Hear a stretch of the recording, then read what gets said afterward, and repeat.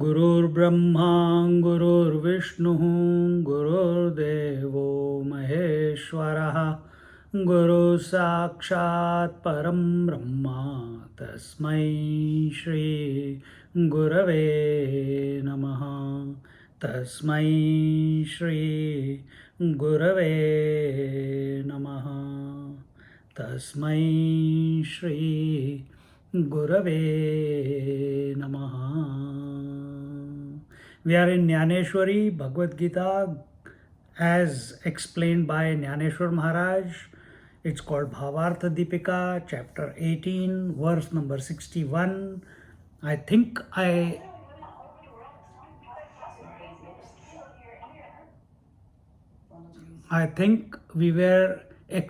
was explaining the verse itself. We had not started the bhashya, isn't it? So, 61st verse. What in is? Sloka 61, you did the first line, Swamiji. Okay, yeah. So here we are looking at Iswara sarva bhutanam hruddesharjuna tishtati brahmayan sarva bhutani yantra rudhani mayaya. Iswara sarva bhutanam hruddeshe arjuna tishtati. O Arjun, Ishwar, who is this Ishwar? He is the one who is in the Hrud. Hrud is heart, Deshe is the space, in the space of the heart, Sarva Bhutanam, of everything and every being in this universe. See, he is situated there. Tishtati, he is sitting there. And this line I was explaining last week. So, and we were saying just that Ishvara is the Upadan Karan and the Nimitta Karan. He is the material cause and the efficient cause of the creation. Just as water itself is sitting in the heart space of every wave. The gold itself is sitting in the heart space of every ornament. Similarly, the Ishvara is sitting in the heart space, meaning is the essence. It doesn't mean anything else, but means it is the essence of everything and every being. And in that every being, you are also included. Otherwise, we look at it objectively and keep ourselves. God is sitting everywhere. So we don't have to search him outside. You are part. This body is part of the creation. So he's situated in this also. And last week I was explaining that just in a simple sense that he is Satchidananda Swarup. In most of the inert objects, he is present in the heart as Sat, as existence of every living and non-living being, object. Then as the inert objects, if we move to where life is expressing in all the different species of plant kingdom, animal kingdom, etc., there Sat and Chit are expressing. That is, everything is existing, that goes without a doubt, but we cannot say that a stone is conscious or a brick is conscious or the dust is conscious or the water is conscious. So what is consciousness? Consciousness is seen in the living organisms, starting from plants to the animals plus the human beings, because many human beings are also behaving like animals only. See, What do you mean that human beings are behaving like animals? That brings us to the third point, Sat Chit Anand.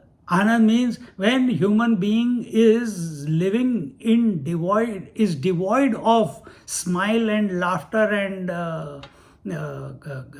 in their life, they are continuous complaint boxes, continuously depressed, continuously sad, continuously only looking at the flip side of the life. Such people are not worthy of being called as human being. Isn't it a reality? Go. Live your reality of sadness, depression, complaining, expecting. So, this possibility. So, plant kingdom is also existence and consciousness, but bliss very little bit. If you play nice music, the plant sometimes sways, sometimes grows faster. Animals also enjoy. Like my mom's cat loves sitting in the satsang and chanting. Some vibration, God knows, but she can't smile. But it makes her happy, probably. We don't know. We don't know how to. Only through the symptoms we can see that that she must be enjoying it. But among human beings, we have a big smile, we have a spark in the eye, the spring in the step, laughter. So all this is observed in human beings. So that and then man is happy because he gets something in life. That is again a very limited way of expressing himself in the human being. But every human being, because he has a faculty called intellect, he has the capacity to explore the potentiality, how I can be happy forever and ever and ever and ever. That possibility is not there in plant kingdom or animal kingdom or inert kingdom. See? So in Krishna Leela, when Krishna went and he was tied to the tree, the Arjuna tree, and he was stuck between the two, and he pulled and both the tree fell. It was not the tree came to Krishna and said, please liberate us. No, it was the grace of Krishna, he liberated them because he knew who they were.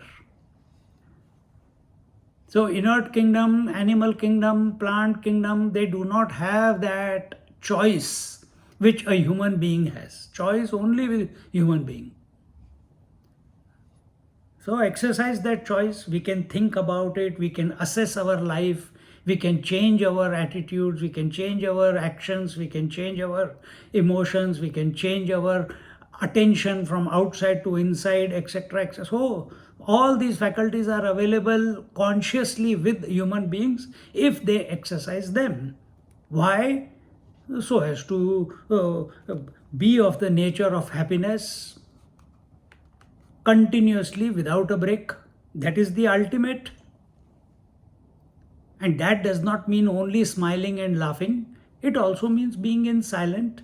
It also means not being disturbed by the world. It also means recognizing that the Jeev Jagat Ishwar is one. It also means that the whole phenomena of the world is happening within me and or within the Lord, and the Lord is pervading the whole thing. Knowing this, thinking in these lines. See? Same point was given in Kathopanishad also. Here I am also saying, majority of the people want to go and think about Atman, Atman, Atman. Atman is attributeless, formless reality. Brahman is attributeless, formless reality. How can you think about something which does not have a form and quality? If you are listening to Amrit Anubhav, even the quality of Satchidananda is checkmated. So nothing sticks to the reality.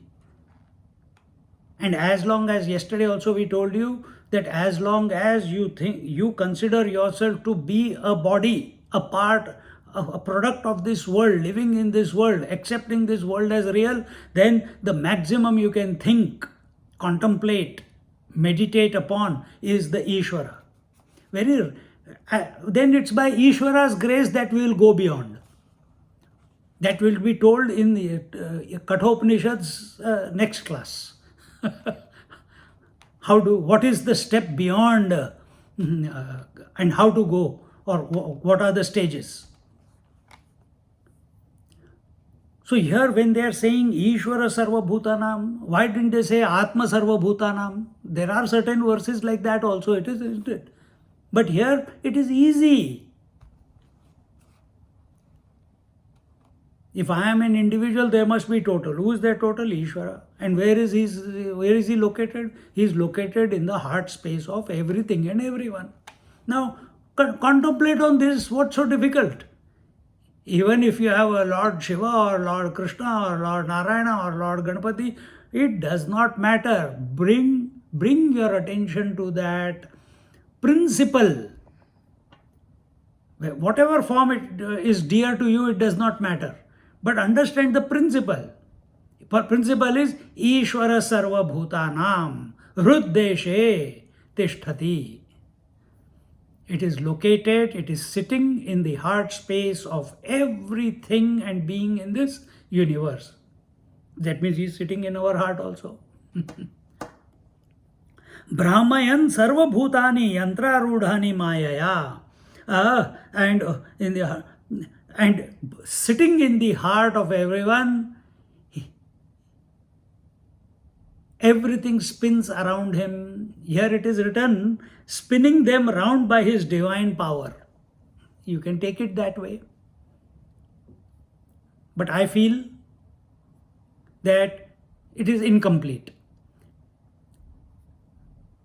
Everything is moving of its own accord. It is the Maya Shakti which is making everything. If the nature of Maya Shakti is manifestation and unmanifestation. Phenomena means that which is cyclical. Appears, disappears, appears, disappears, appears, disappears. And who is the Purusha principle? Who is this Ishvara? He is the constant principle.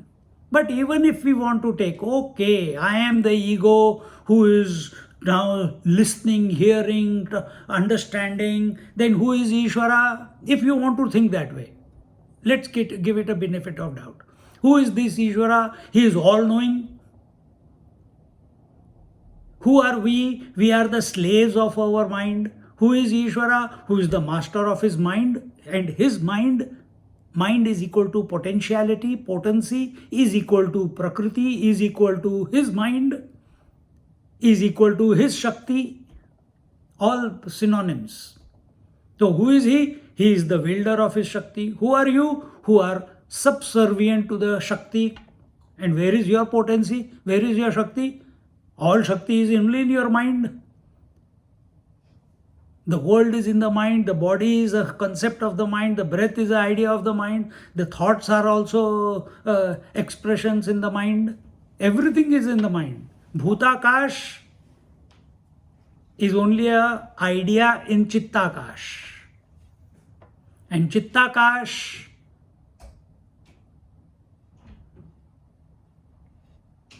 in essence is Chidakash.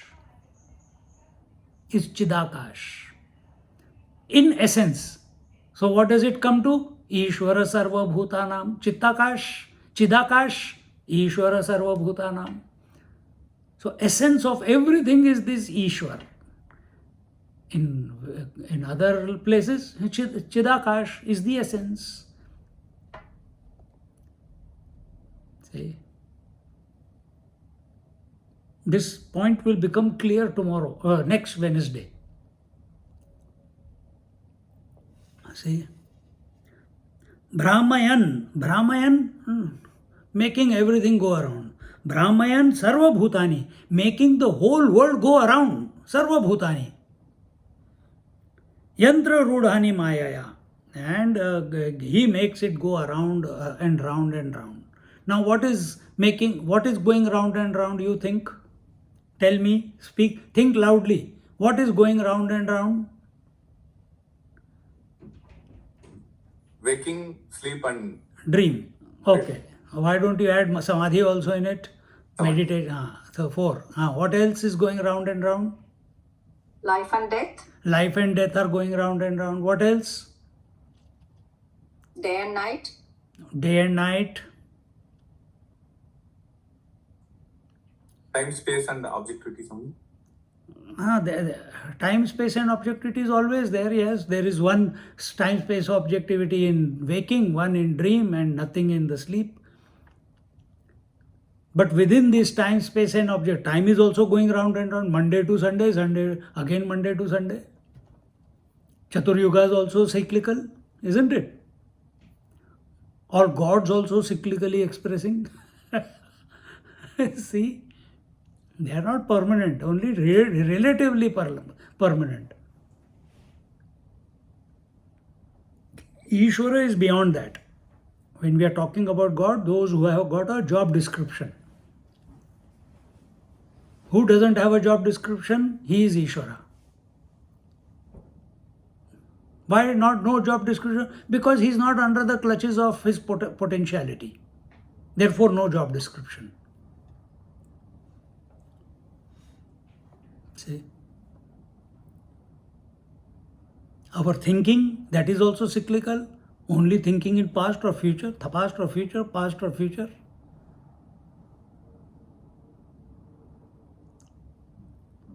So, Brahmayan Sarva Bhutani Yantra Rudhani Mayaya.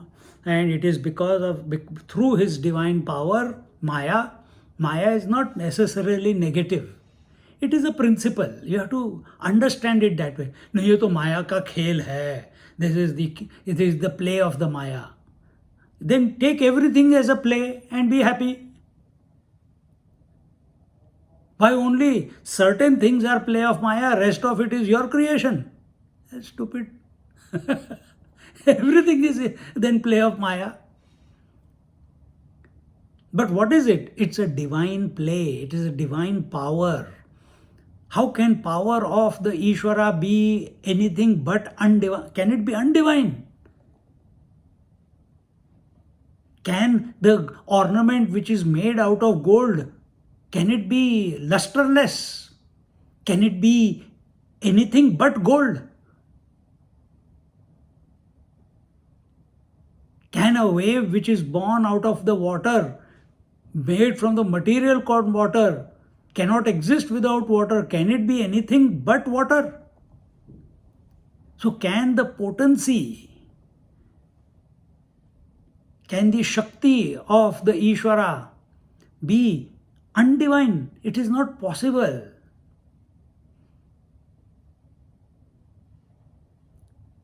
When you are not ready to accept this, then we say, ignorance.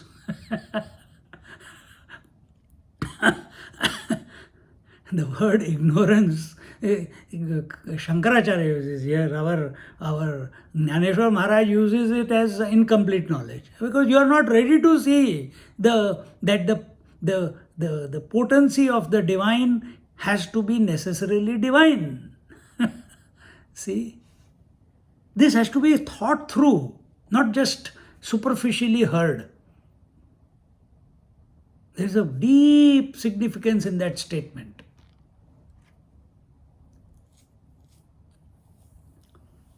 Gyaneshwar Maharaj says here, Sarvabhutancha antari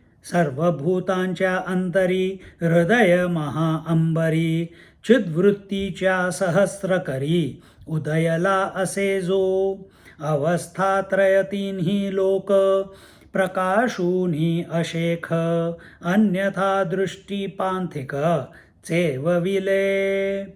He says, the sun in the form of the Supreme Spirit with his 1,000 rays rises in the great sky in the form of hearts of all beings.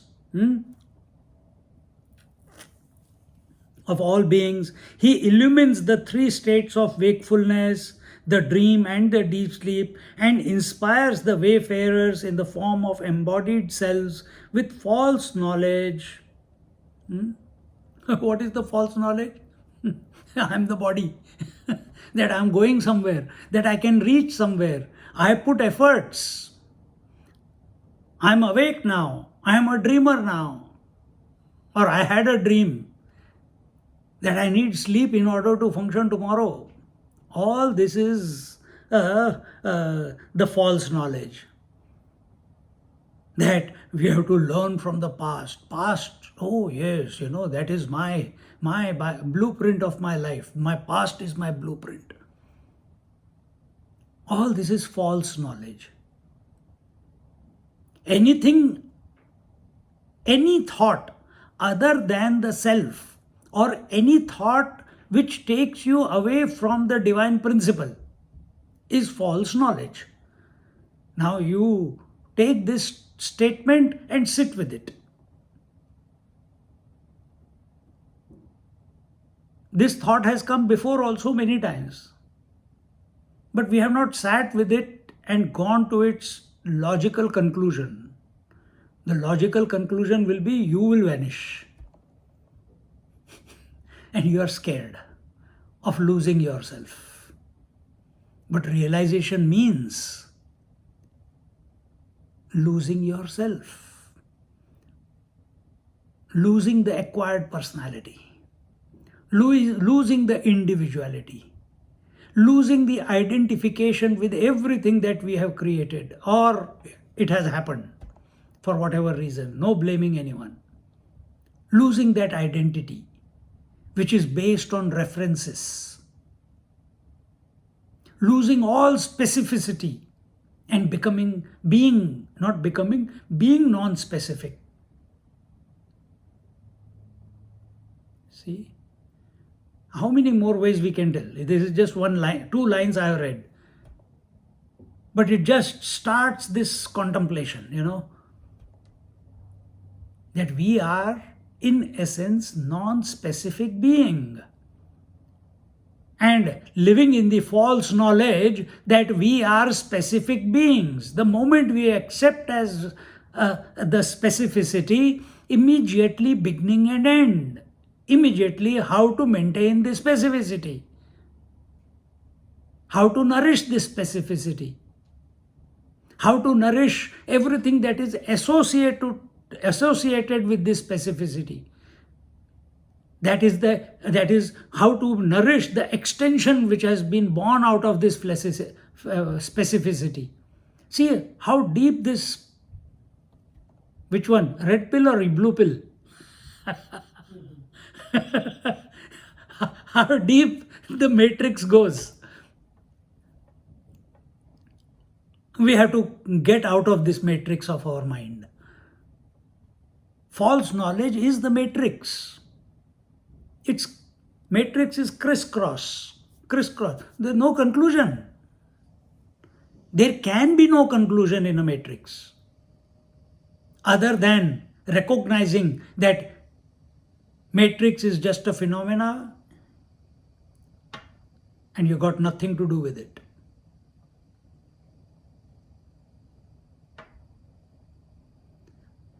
Wake up to it. That's all we can say.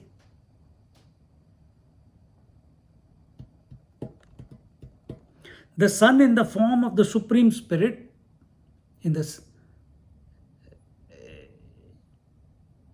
7th chapter, I think it came, where the Lord said that I am the sun who illuminates the whole world.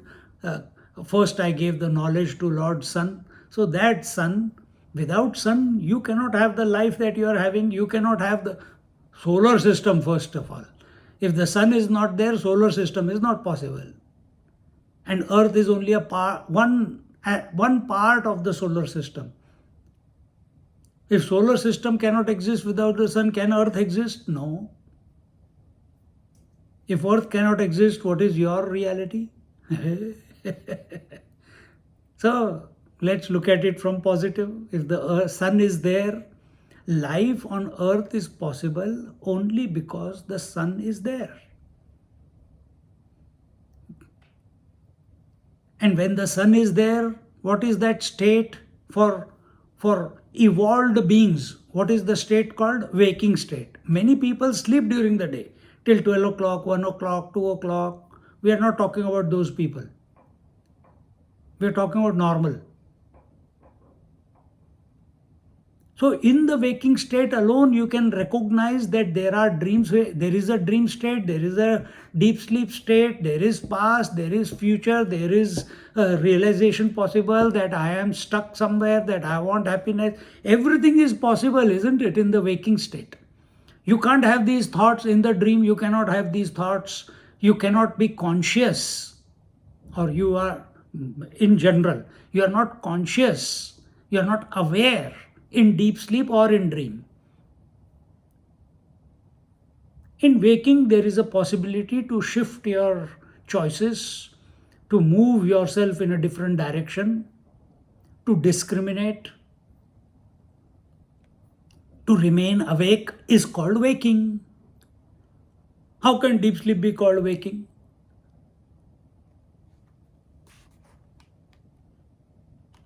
Many people are following this vipassana.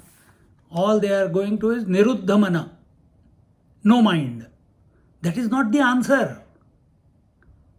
No mind, no mind, no mind. What will happen after no mind? I am not the mind. What else after that?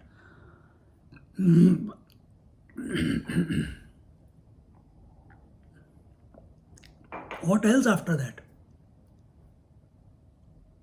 With this knowledge, if you come to meditation, take anything that I have said till now in last half an hour. So many pointers we have given, so many triggers we have given. Take any one of them and sit and allow that trigger to take you to its deep within yourself. Then the meditation coming about as a result of wakeful awareness, contemplation,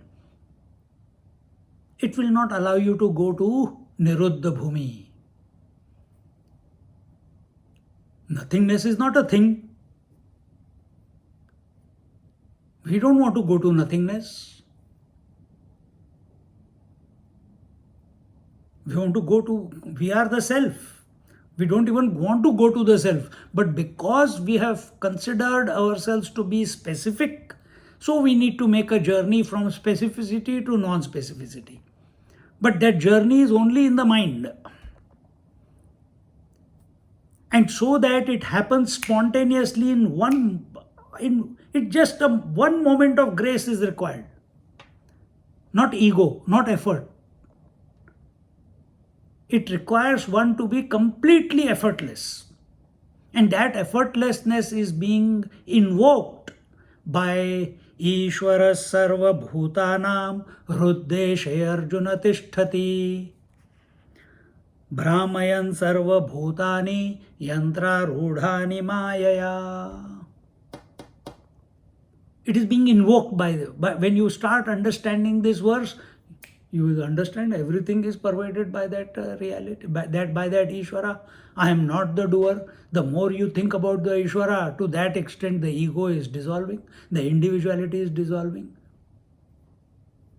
But we never contemplate on the Iswara so intensely, relaxedly, coolly, completely. We always have one hook somewhere, either in the blanket or in the heat pad or in the hot water next to you or in your whatever, some aspect of the world, which includes your body, breath, mind, intellect. We are not able to give up completely everything that is we have got identified to. Whatever you have got identified to is necessarily specific. The one who is identified by nature is non-specific. And that you are. See? इसलिए ये सत्संग में मजा आता है. When these words are taken, the verses, they are like triggers. By myself, if I'm sitting, I'll never contemplate so much for 1.5 hours. So thank you to all. Happy Guru Purnima. You are my gurus in that sense. Because if you are not there, I can't contemplate. I can, but not in such depth.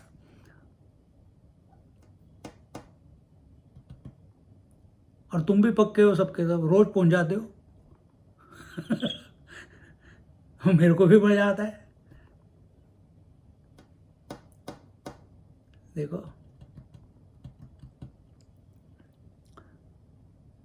So, where there is sun, there is wakefulness, there is waking state. In that waking state, only we know everything about everything, whatever we want to know. In dream and deep sleep, we cannot come to know. With his 1,000 rays, rises in the great sky in the form of hearts of all beings. So the entire space that is around us, it is illumined by the sun. Everything that you see is possible only because of the sunlight. The paths that you have to take, the books that you have to read, that you are a body, that also you know because of the sunlight only. Think, if there was no sunlight, would you be calling yourself something? Because you would have never seen the form of your body in utter darkness. Then what would you say what you are? So in that sense, sun is the heart of in the heart of every being, because he is the illuminator. Continuing, he illumines the three states of wakefulness, the dream and the deep sleep, and inspires the wayfarers in the form of embodied selves with false knowledge. I already explained this false knowledge. Embodied self, those who have taken themselves to be specific bodies, that is embodied. So the one who has identified with this body is the embodied. That is the individuality.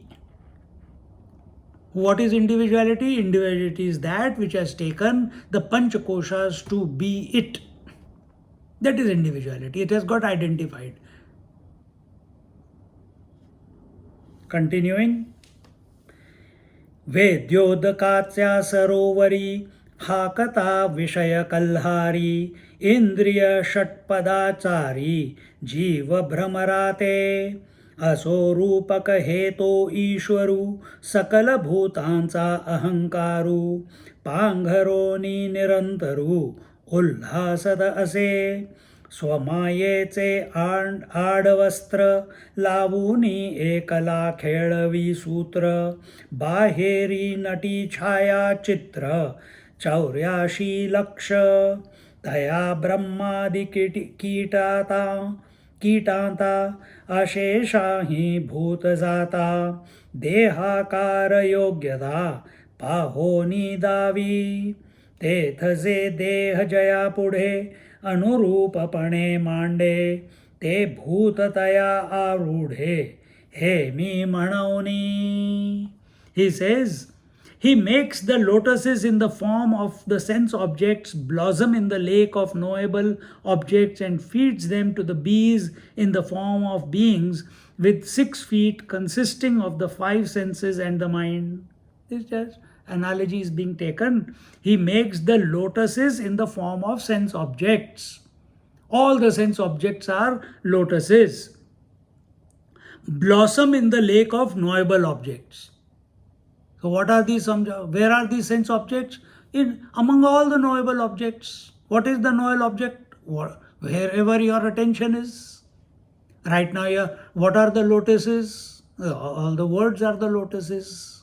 They are opening up. Every word has a meaning inside it. Within it is inherent within it.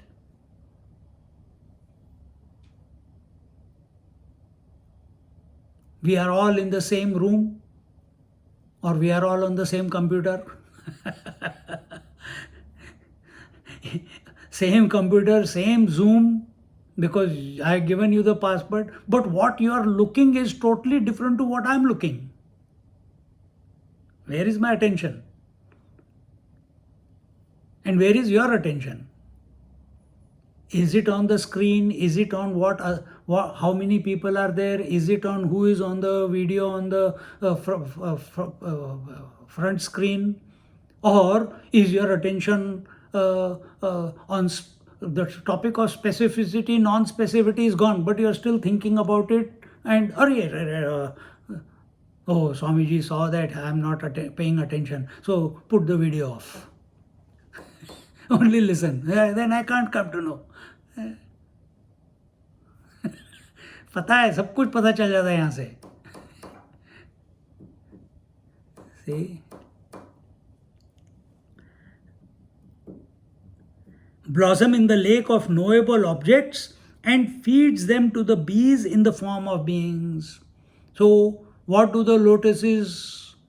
They are the food for whom? They are for the bees. The bees come to the lotuses to take the nectar. What are you and me? We are the bees. And where do we go for the nectar? Instead of God, we go to the objects, thinking that there is the nectar in the object. If I drink this green tea, ah ha ha ha. If I have that dosa, ah ha ha ha. If I have that malai barfi, oh my God. Oh, if I have that hot gulab jamun with cold ice cream, oh my God, it's heaven. If I get married to my girlfriend or my boyfriend, then I'm in Vaikuntha. This is our nectar. This is Gyaneshwari Maharaj was only 12-year old. He is writing from his observation.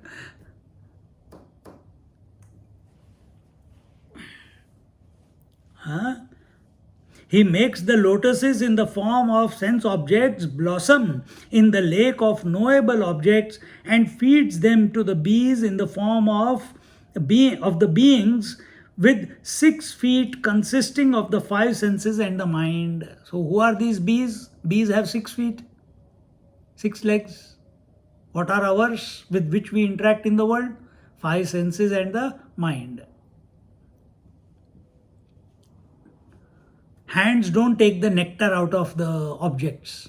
It's the senses.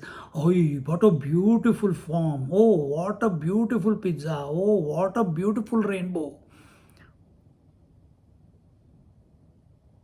And the mind and the senses connive together to extract the nectar, to extract the non-existent nectar. I should add that. Non-existent nectar from the non-existent lotuses and feeling satiated. But this is our observation. This is what we are doing. There are so many things available in your room right now, but wherever your attention goes, that is known to you, isn't it? Anything becomes known only when your attention goes to it. Otherwise, so many things are there in this universe. So that sense object, which becomes a knowable object, is like the lotus for the beings who are like bees with 5 senses and the mind, and these 5 senses and the mind, they go and sit on the lotus and try to extract the nectar, drink the nectar from the object. Breakfast, lunch, dinner. 2 times coffee with snacks.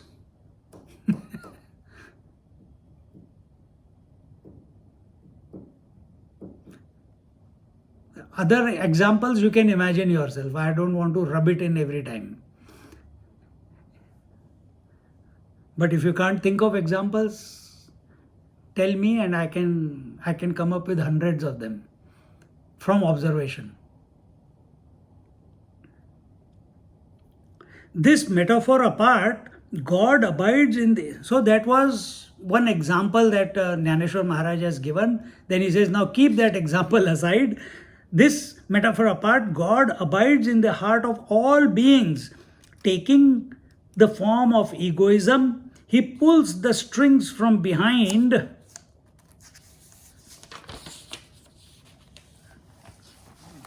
from behind the curtain of Maya and makes the puppets in the form of 84 lakhs of species dance.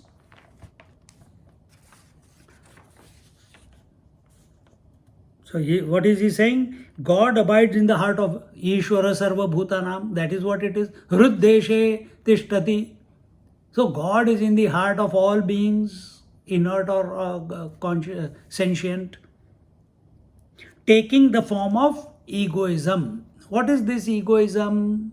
It is the I.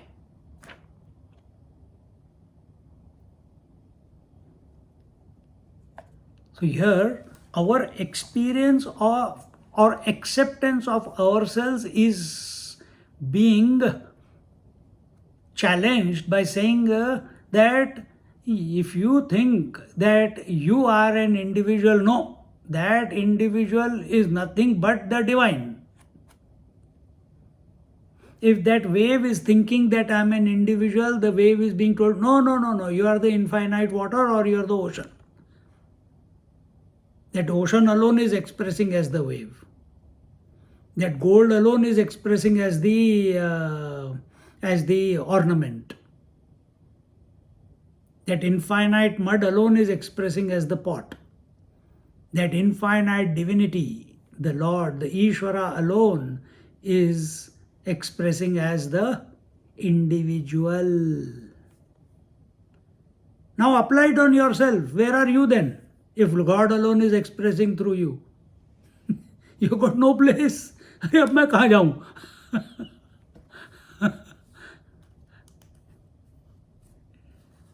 पतली गली ढूंढो अभी. Where will you run? But again, this statement, the impact of the statement has to be contemplated upon. Ishvara sarva bhutanam hruddeshe tishtati. If he is sitting here, Gyaneshwari Maharaj is saying, he is sitting in the heart of everyone, every being as the I. So where is the question? That individuality is not apart from the totality or the Iswara. When you say, I am consciousness, you may say that I am conscious as the body, I am conscious or whatever. I am the seer, hearer, toucher, feeler, thinker, taster, everything. All that put together is the I, isn't it? Or all that is for the I. I alone is expressing as I am the seer. I alone is expressing as I am the hearer. I alone is expressing I am the tester, etc., etc., etc. Knower, experiencer, waker, dreamer, sleeper, all goes on. But what is this I? Does it have an independent existence? No. Here, exactly. So here he is saying, see, from before we have seen in 13th chapter or there, I as a personality does not exist. It's a phenomenal, isn't it? We say aham is only because of idam, correct? Idam can keep changing, but aham is always the same. Aham thought keeps changing. Remember this. Aham thought, the I thought keeps changing with reference to idam, that, the object. But because thought is changing, do you change? You know you are conscious. You know you are the one who's observing, knowing, experiencing the coming and going even of the I thought. Who is that?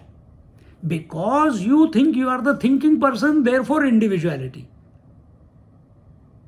But that consciousness which is there, is it separate from the totality? Is it separate from the Iswara? Here Gyaneshwari is saying that Iswara alone is expressing as the individual. The ocean alone is expressing as the wave. Just as in the 9th chapter, the Lord alone says, Maya tatamidam sarvam. I alone am expressing through the whole universe, and the whole universe is existing in me, and I exist in the whole universe.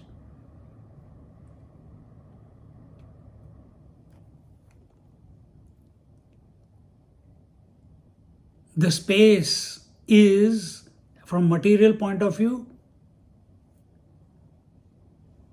the space is in all the four elements, and all the four elements are in space. They cannot be without space. The gold is in the ornament, and the ornament cannot be without the gold.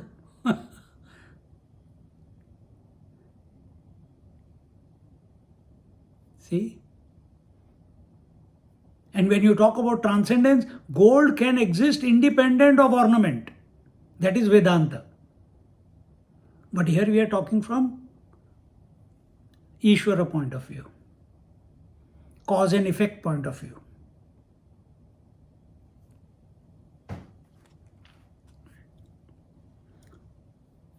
God abides in the hearts of all beings, taking the form of egoism. He pulls the string from behind the curtain of Maya and makes the puppet in the form of 84 lakhs of species dance. This is the dance.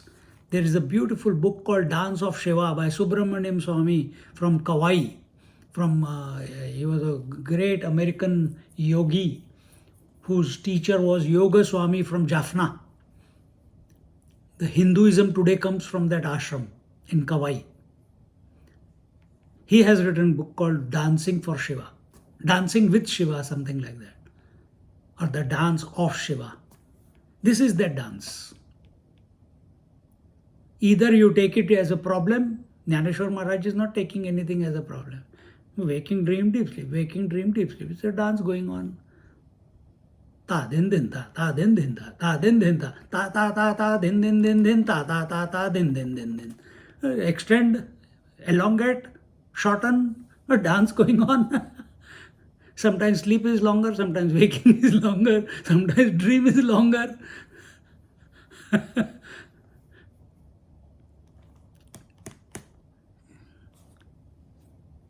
Entire thing is a game. Entire thing is a divine game, which is played by the divine with himself, with his own potency. Just as, if you have, I given this example before, just as when you, as kids, we used to take the comb, pass it through our hair few times, and we used to take some rubbish paper and make small pellets out of it and keep them on the ground, on the table. And we used to be fascinated that when you bring that electrified, because when you pass the comb through your hair, it gathers some energy, and you bring that energy close to those pellets of paper, the paper pellets start dancing. Or you put them on a piece of paper, all the pellets, and you put the, the comb from underneath, they all jump. And we used to be fascinated. Leela going on. Same way, this divine principle, if you take him as the ego,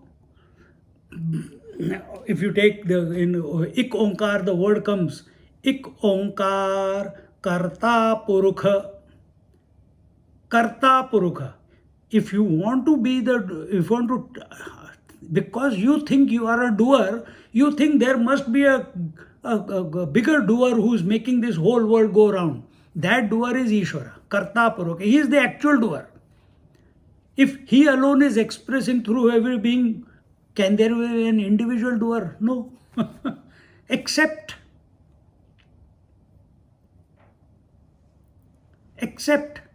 that everything is that is going on in our life is by his will. Will meaning by will is his potency. Will is his Maya.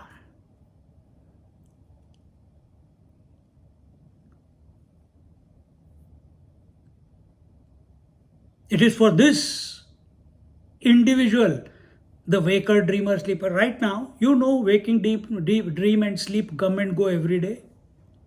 You know that the thoughts are coming and going every moment. You know the breath is going and coming every moment. You know the blinking is going on, the breath is going on. So the knower has to be other than the known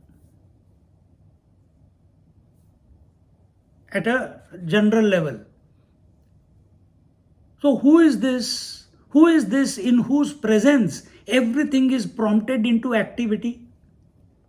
The example before taken was the moment sun comes, he does not do anything, but everyone wakes up. The plants also start facing towards the sun. At night they were facing the ground. The moment sun comes out, they start facing. If the sun is moving from east to west, the sunflower also keeps turning his face from east to west. Is sun saying, hey, I am making you move? He doesn't say. Is he prompting the activity in the sunflower? No. Are the paper pellets moving because the comb said, hey, you have to move, otherwise marunga? No. Merely in the presence of the suns, automatically activity ensues, isn't it?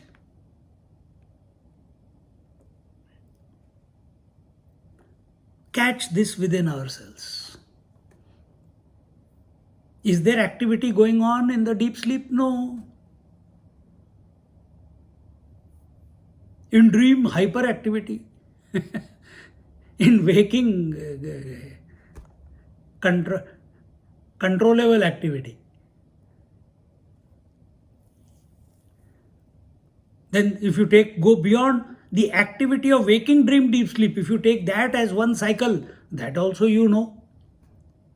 A dead person does not have that activity of waking, dream and deep sleep. Only a waking person knows that this activity is there. Only a conscious person knows. And that consciousness necessarily has to be in the waking. Then only he knows that these three are happening. Correct or not? देखो मजा.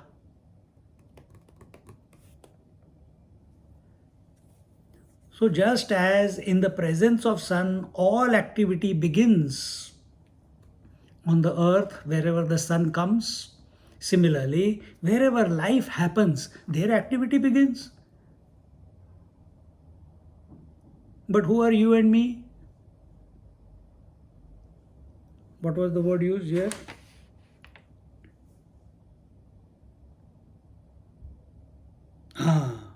Who are me? Who are you and me? Embodied self with false knowledge. And what is that false knowledge? I am doing the activity.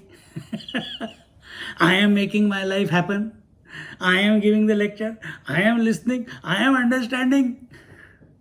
It is difficult. Oh, it was very easy. Oh, it was beautiful. सब बेवकूफ़ बना रहा है. बोलने वाला बेवकूफ़ बन रहा है और सुनने वाला भी बेवकूफ़ बन रहा है. And what is the actual? Divinity playing with divinity.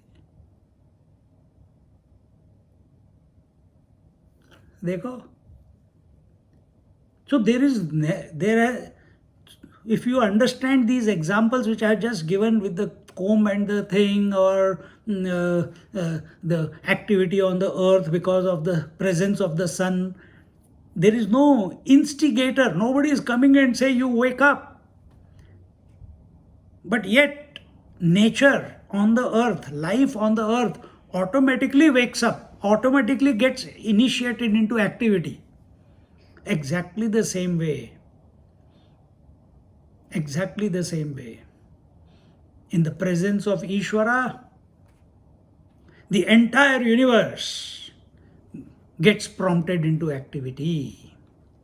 And here he has also added what? That this Iswara, what is this said? He pulls the string from behind the curtain of Maya. He pulls it is his potentiality. So, who is behind this Maya? Only he who is the wielder of Maya can be behind the Maya, no? Who is behind the mind? The one who is the wielder of the mind. That is I. That alone person is.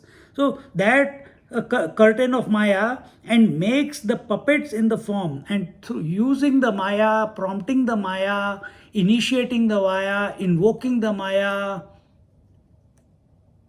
just by being there. If you want to say he is making it, okay, we use that word. He is making Maya to happen, to be invoked. And through that Maya, then he creates these, what are these, 84 lakh, 84 lakh species. Modern science hasn't reached that point yet. 8,040,000 species are there on this, in this creation.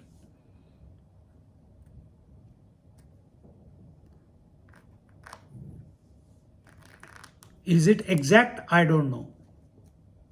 Or is it just a number given so that it is beyond your thinking? Because nobody is going to go there and count. Because you can, by the time you are counted, many have gone out of existence and many are coming into existence. But here what they are saying is, if I'm understanding it correctly, that 8,040,000 or 400,000 species at any given time are always there.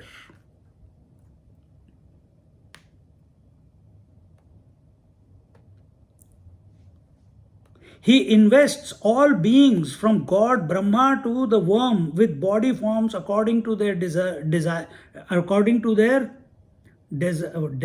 desires.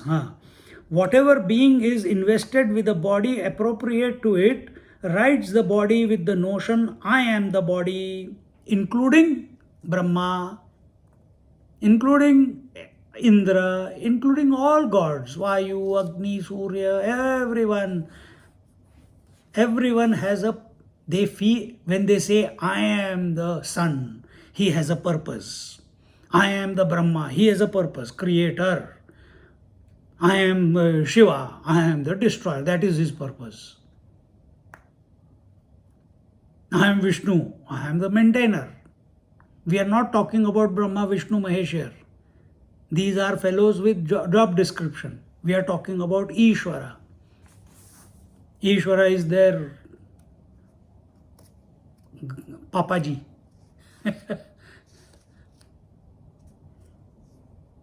When Iswara tickles the Maya, or in the presence of Iswara, Maya becomes activated, the first thing that comes about is Brahma, Vishnu, Mahesh. First came Brahma, then came Shiva, then came Narayana.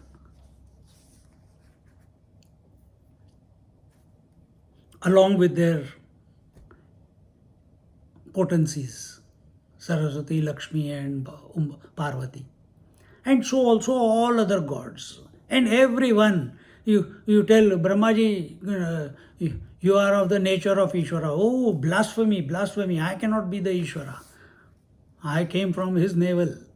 I am offering my whole creation.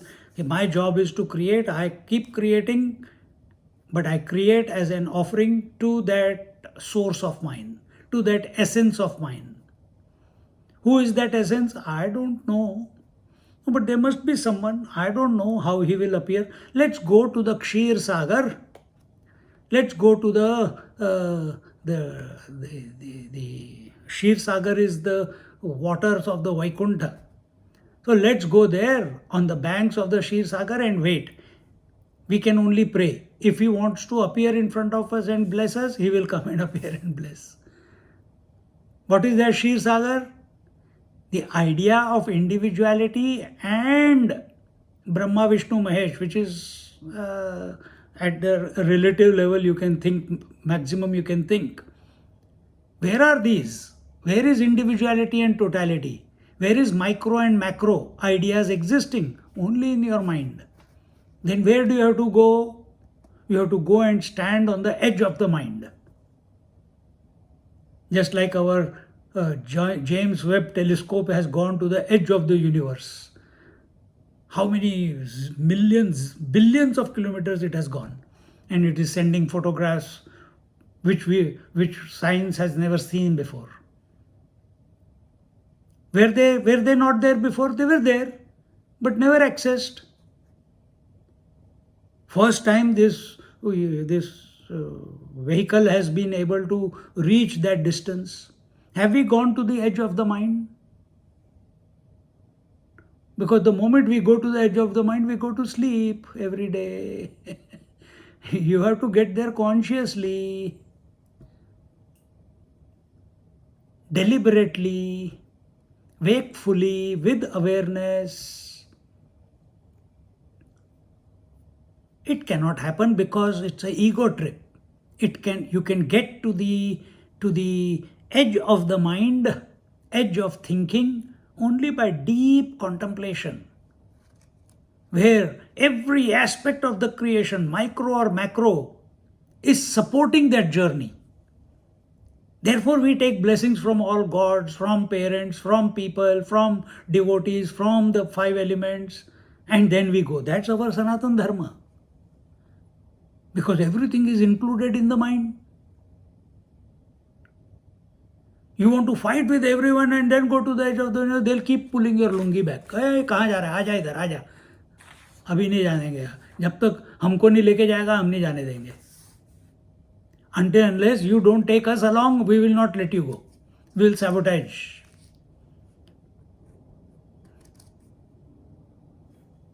So you make friends with everyone, take blessing of everyone. Don't be an enemy of everyone. If they want to be, that's their problem. You continue to work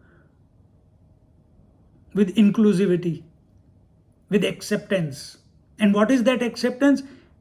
Iswara sarva bhutanam hruddeshe tishtati. That friend or enemy, divinity, devas or asuras, good thoughts or bad thoughts, in the essence of everyone, only Iswara is. And success or failure, behind it, only Iswara is. You remain committed to that thought with bhav, with feeling, with logic. Understand, this is what we are talking is logic. It's not just bhav. Gyaneshwari Maharaj's commentary is called Bhavartha Deepika. On one hand, it invokes the feeling, and on the other hand, it has got the logic.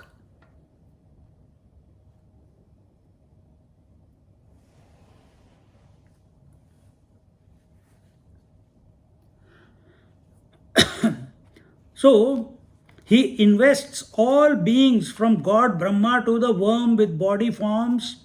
So, the material that every specific creation in this universe. What is specific? Micro to macro.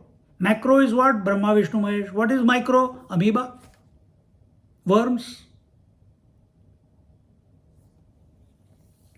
All of them have a form.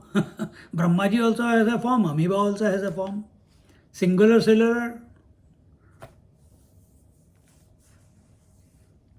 He gives them the forms. And what is the form made up of? He is investing them with the form. He is investing means what? Has he come, I will make you into this person, I will make you into that person. No. It is automatically happening just as in the presence of the sun. If you have observed this, I don't know if you have observed this. Did you know what your form was when you were sleeping? No. Every one of you, right? You did not know what your form was, what your name was, who you are, fat, thin, healthy, unhealthy, hungry, thirsty, with job, without job. You don't know. But the moment sun comes up and you wake up, you become aware of your form, isn't it? So did he make the form?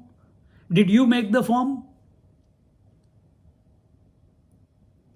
If you want to look at, if you have to think in a different way, you never created your own form. Your parents created the form. So here, who has created the form? The Lord has revealed the form that you are to you. Who? You, the one who has woken up. Now you have to wake up once more so that you can recognize your divine form.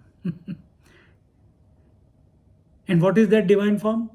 Which is pervading all the forms. How fantastic will that be?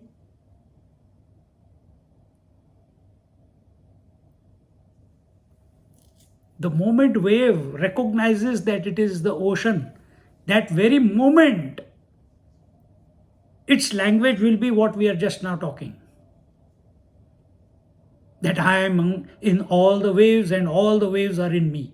Because now that wave has dropped its identity as the wave and it has taken the total form, the ocean.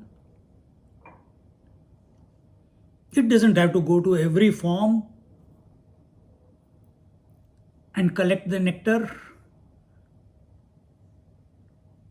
to feel happy. That's what we are doing now. Every thought, every interaction, every experience. Wake up, wake up, wake up to this. Wake up to these thoughts. Make them your own.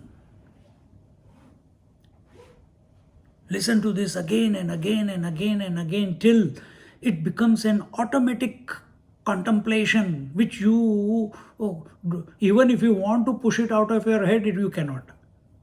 Like, even if you want to push your grandchild or your children out of your mind, you can't. Replace them with this thought.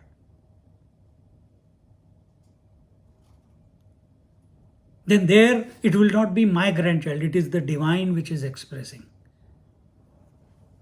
Or the self alone is expressing through that. If the child is there, we are not happy. When the child is not there, we are not sad. Sukha dukkha samaya drishtva labha labha jaya jaya. Go beyond all opposites.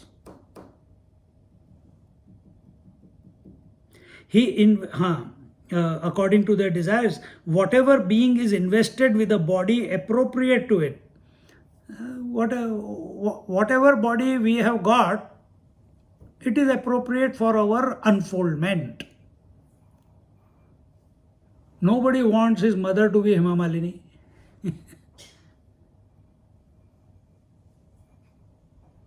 Nay, mummy, you look very nice with the sadhana cut. No, you love your mummy as she is. You don't compare her with anything else. Yeah, that's a different matter. Parents always compare their children with other children. But children never compare that our mother should be like someone else's mother.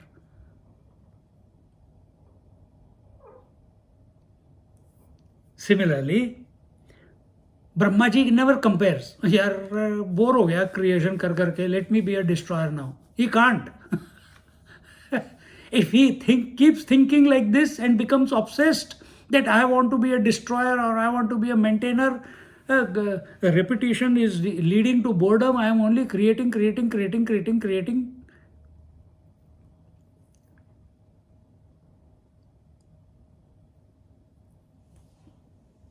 He is inviting trouble. Indra cannot do anything else. Sun cannot do anything. Nahi yaar, too long I have been only giving sunlight. It's very fierce. It's very, the sun flares are like, hot rays coming out. I want to be cool like moon, cool dude. It can never. We are also like that. I want to be rich. You must have seen someone. I want to be doctor. You must have seen someone. I want to be engineer. You must have heard someone. Someone must have triggered that in you. And yet, Today I was just before class I was listening to one young boy from Kuldeep M. Pai's channel, 7-year-old, his nephew, chanting Vishnu Sahasranam so crystal clear. Wow, beautiful. 7-year-old, completely by heart. And he's not singing out of rote. Joyfully, he is completely in tune with it. Are we in tune with the divine? Or are we in tune with the variety? Are our senses and mind being the bees who want the nectar from the sense objects? Or have we placed the Iswara in the heart? Heart meaning in the space of the intellect.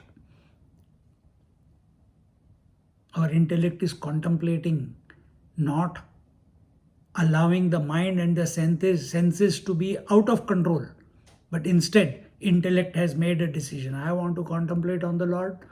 I want to think about on these lines, and senses and mind, whether you like it or not, you can do what you want, but I want to do this.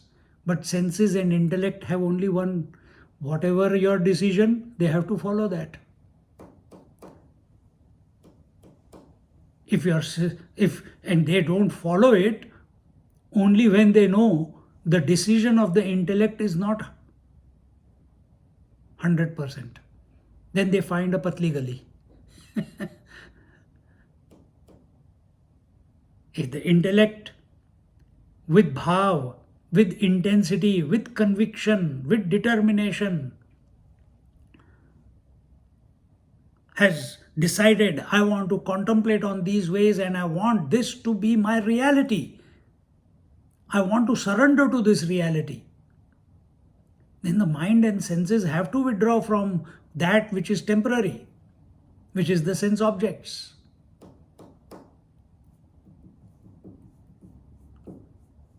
This is the whole journey, the way of life of Sanatana Dharma.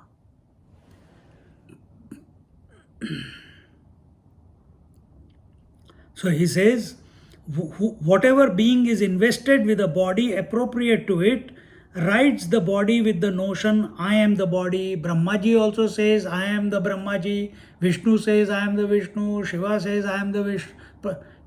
Shiva will never say, I am Shiva and my wife is Saraswati. He will never say that. He's got a job description. You go and say, I am Sanyaasi.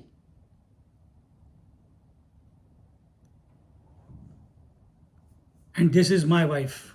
Joote padenge. Eggs and tomatoes will come towards you. Everyone will stop talking to you if you start speaking that way. Everything has a place. Everything has. So in you also there is someone saying, I am this body. In me also there is someone who is saying, I am this body. In you also there is someone saying, I am a waker right now. I'm awake. In me also there is someone saying, I am awake right now. So this sense of identity is nothing but the play of the divine. Accept it. This is Iswara Advayavad. Everything is divine. There is nothing to discard. It's an all-inclusive principle.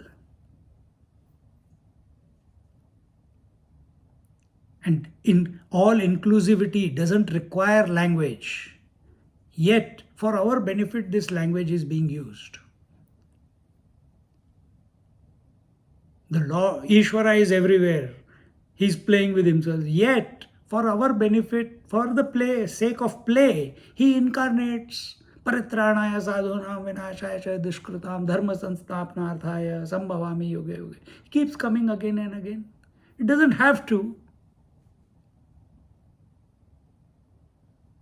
But whatever rules that have been set by the creation in the presence of the divine, then he also, if he considers himself to be the body, then he, Vishnu or Shiva or Brahmaji, they also follow the same rules of the creation. They don't break those rules. They have the capacity to break. And sometimes we do see that they break it.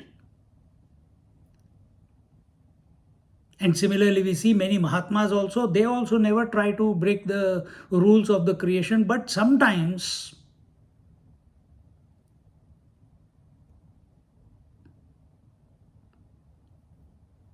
in a moment of inspiration, a moment of a deep call of the devotee, they do it. And then they face the consequences of it. They continue. They cannot escape also. Continuing.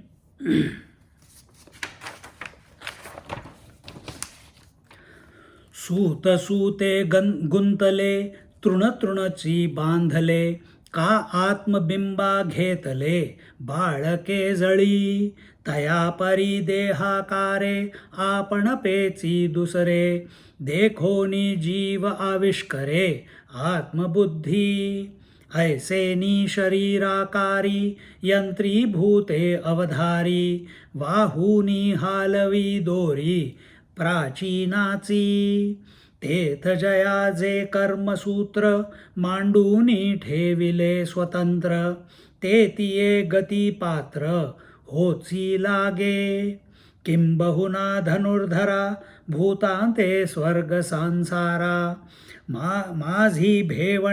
माझी भोवंडी तृणेवारा आकाशी जैसा.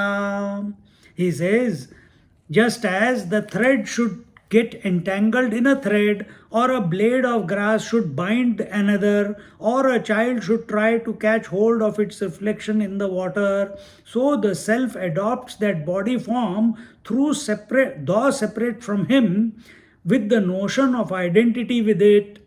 In this way, by mounting the beings on the mechanism of the body, this is the yantra rudhani. Arudha, yantra is the body, the panchakoshas. Arudha is riding the horse of the panchakoshas and getting identified with it. Adopts that body form, though separate from him, with the notion of identity with it.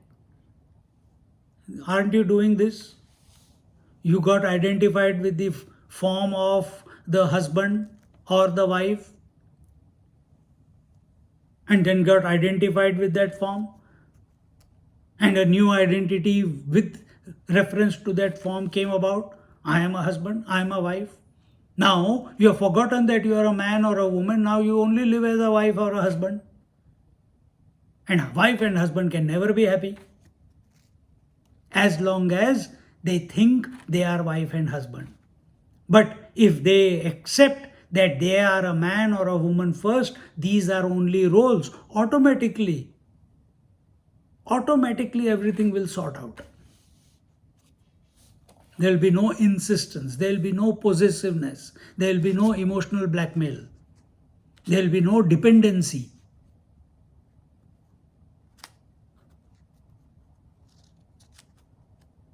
Then there will be sacrifice. So what is the sacrifice of the Lord?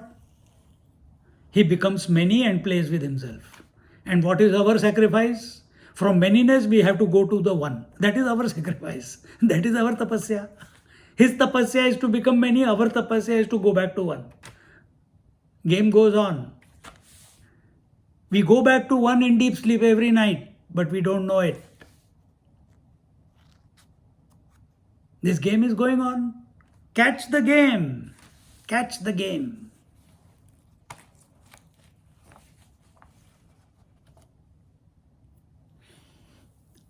The vision for this, that it is a game, can only be presented by the divine himself, by the Iswara.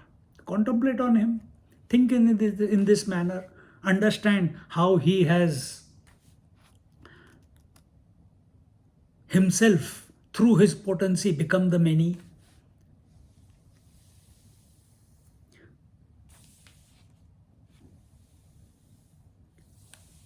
Just as the thread should get entangled in the thread, we are talking about entanglement. We are talking about identification. We are talking about attachment. All these three words bring about crisis in our life. They don't bring solution. They only bring crisis. And what is the crisis? The crisis is individuality. So here when we are talking about ego, you remember God says, I am the ego. Yeah. That ego is not this ego which you and me are. This ego is that ego. It is called ahankar. Which is that ahankar? That ahankar in whose presence, even in deep sleep, the blood is moving, the breath is going, the food is getting digested, all the hormones are getting, nourishment is going through all over the body. Who is maintaining, keeping the body together is the ahankar. Who is keeping the body together? Who is that person? When he leaves, the body, the water goes back to the water, the air goes back to air, the fire in the body goes back to the fire element, and the muscles and the tissues and the bones, they go back to the earth. What happens? Why everything starts leaking out of the body? Who is that person who is keeping the whole unit together? That ahankar we were talking about, okay? Not this tu me. Not me versus you ego. It is that principle of ahankar which is keeping the yantra, the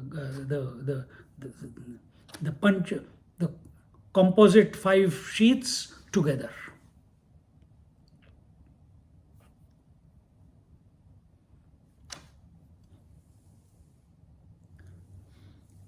So the thread should get entangled in the thread.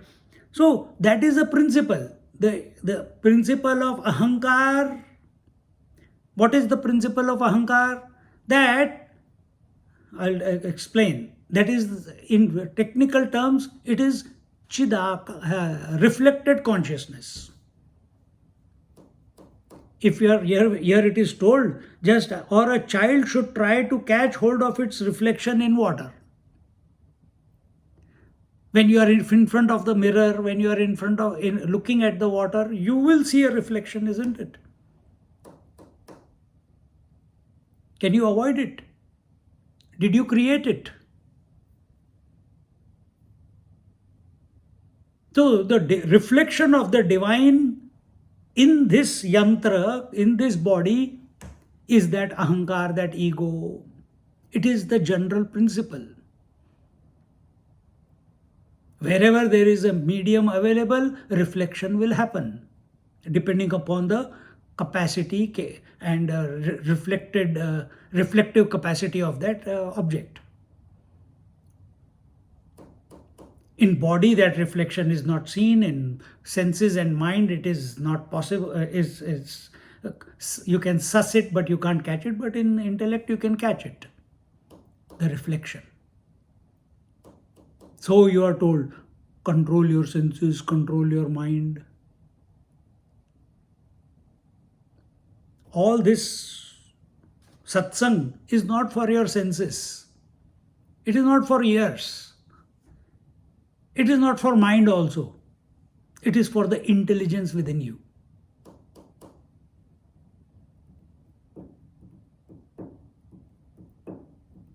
Invoke it.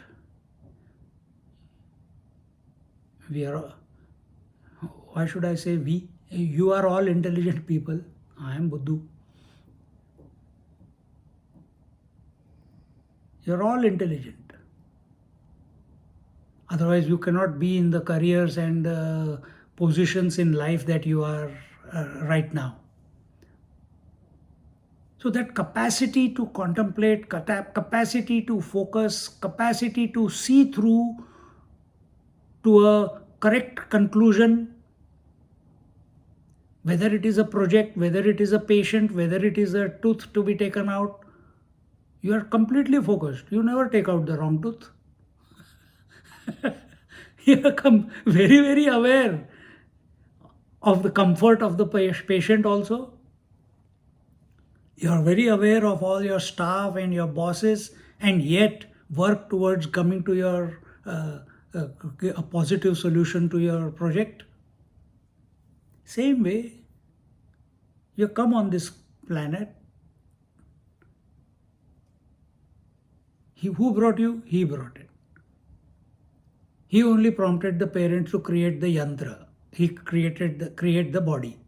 Then he entered and he took hold of the whole. In his presence, it's all happening. But now that reflection starts saying, it forgets whose reflection it is, and it starts saying, I am this body, I am this waker, I am this dreamer, I am this seer, hearer, toucher, feeler, taster, thinker, past, present, future, and every moment committing a suicide.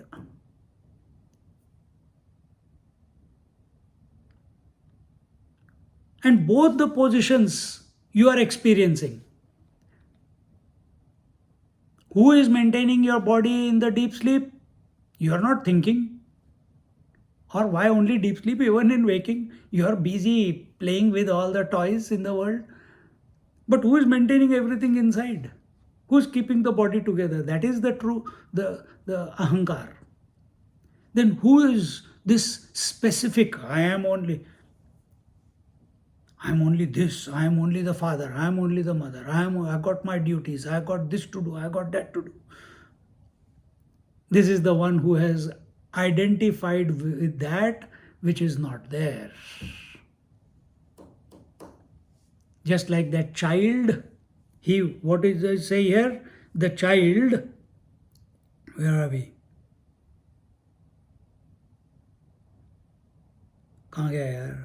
Child should try to catch hold of its reflection in water. So child is trying to hold on to the reflection. Like that, through the senses and the mind, our ego is trying, forgetting the trying. If the ego tries to find the Iswara, it will merge into Iswara and recognize that it is of the nature of Iswara. But it has forgotten that, and it is trying to catch the phenomena. It is trying to catch the world. It is trying to catch the sense objects. It's trying to drink the nectar from the sense objects.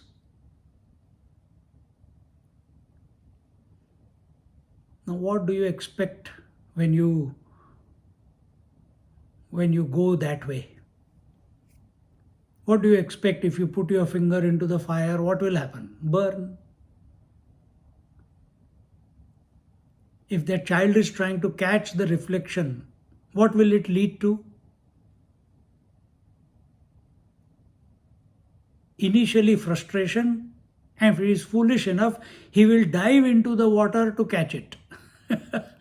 And suicide, it leads to death. Isn't it?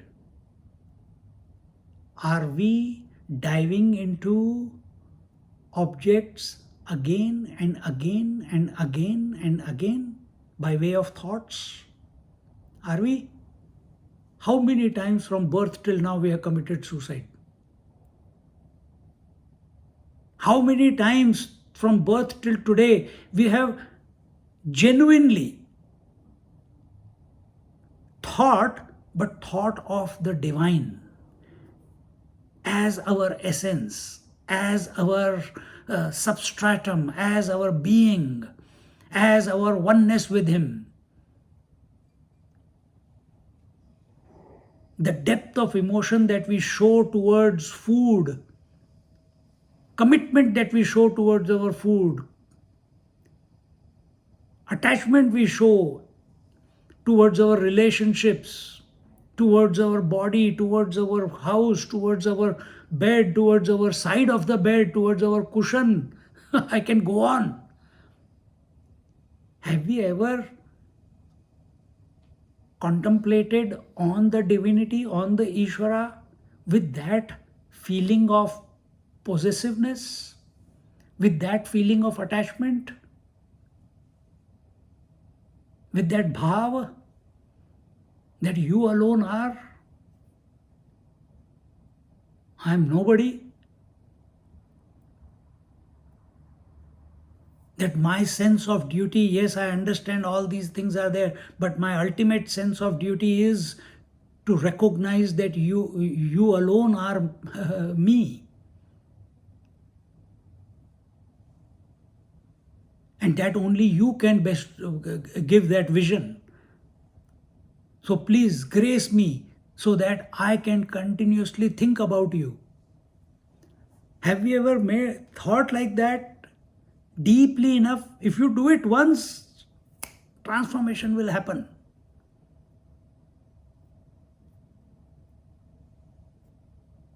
The tears that we shed for our relatives, the anger that we express when food doesn't come in time and hunger is troubling us. Just these two emotions only I will take. Have you ever expressed towards Lord? Why have you not come? I'm going to. गुस्सा हो कभी भगवान से कि अभी तक क्यों नहीं आए? Or have you shed tears for him? Because they say you are so close, yet you are so far.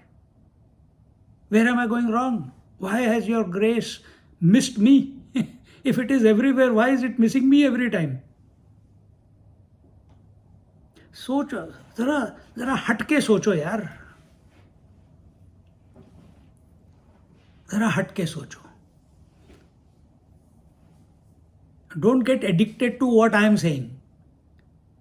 But all these are just triggers so that we become independent contemplators.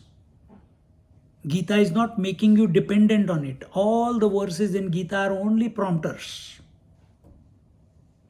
pointers, triggers. I'll leave it at that and we'll look at it next week. Om Purnamada Purnamidam Purnat Purnamudachyate Purnasya Purnamadaya Purnamevavashishyate. Om Shanti Shanti Shanti. Harihi Om Shri Gurubhyo Namaha. Harihi Om.